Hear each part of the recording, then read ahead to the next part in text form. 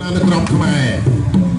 ហើយនឹងសេចក្តីអាងខ្លះពីចាស់ទុំខ្មែរដែលបាននិយាយតមាត់គ្នាពីមាត់មួយមកមាត់មួយថា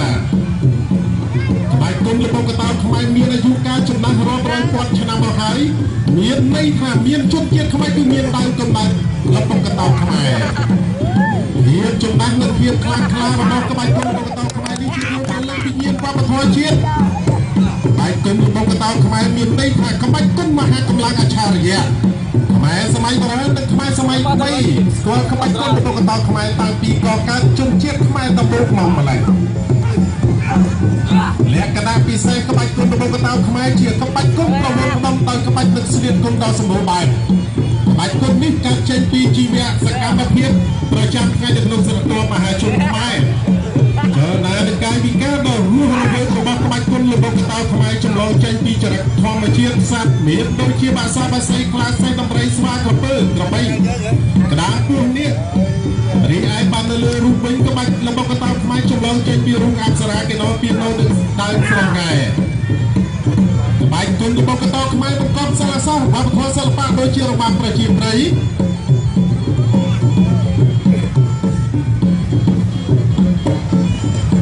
របាំបុរាណល្បែងប្រជាប្រិយមានចរិតស្លូតតូតរហ័សរហួនលាប់ទាំទន់ភ្លុនដូចស្រាក់និស័យនឹងជញ្ជាក់ខ្មែរទាំង33តួស្វាហាប់ជាក់លាក់ផងដែរក្រៅពីនេះមានក្បាច់គុំជាច្រើនទៀតដែលមានដូចជាខ្លាក្រានសងានពេលក៏បើ50បបាយចេញពីក្បាច់គុំរបស់កតោខ្មែរទាំងអស់ក្បាច់នេះមានច្រើនសន្តានដូនតាយើងចែកជា12ទ្វាទ្វាទី1ដល់ទ្វាទី8ដូនតាយើងប្រើកាយសម្បទាទ្វាទី9ដល់ទ្វាទី12ដូនតាយើងប្រើប្រាស់អាវុធដែលមានមុខមានដូចជាកំបិតដាវទៅពេញព្រួយស្នានិងអាវុធដែលគ្មានមុខពីគៀបស្រូវគៀបបងវែងរបស់ខ្លីហើយនឹងក្រមាដាក់លោកដាក់លោកដាក់ដាក់លោកតូនថែម1លីត្រទៀតដាក់លោកខ្ញុំថែម1លីត្រទៀតលោកចាលោករីឯចំណែកឯស្ថានកីឡាករការឆ្លៀតពាក់ទៅតាមសម្លៀកបំពាក់ទីហ៊ានសម័យចំប៉ុនបុរាណខ្មែរយើងដើមខ្មែរដាក់លោកដាក់ទៅថែម1លីត្រទៀតលោកសក់វែងកីឡាករយកក្រមាជួតក្បាលបងកចងចង្កេះଦୁଇនាទីរបស់ក្រមាទាំង3ពេលដើរព្រៃដូនតាយើងដាំបាយវិញខ្ចប់ទុកក្រមាដណ្ដប់ស្លៀកវិចនោះទឹកត្រៀមប្រកបប្រយុទ្ធ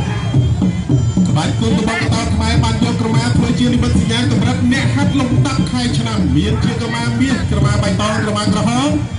ក្រមាចាតែរបស់អីជាប់3ជាន់រហូតដល់10ជាន់ទេដល់សម័យបុរាណខ្មែរបានយកល្បុក្កតោដែលជាក្បាច់គុំពិសេសមកប្រើប្រាស់នៅក្នុងចម្បាំងរាំងជើងតស៊ូសត្រូវតែ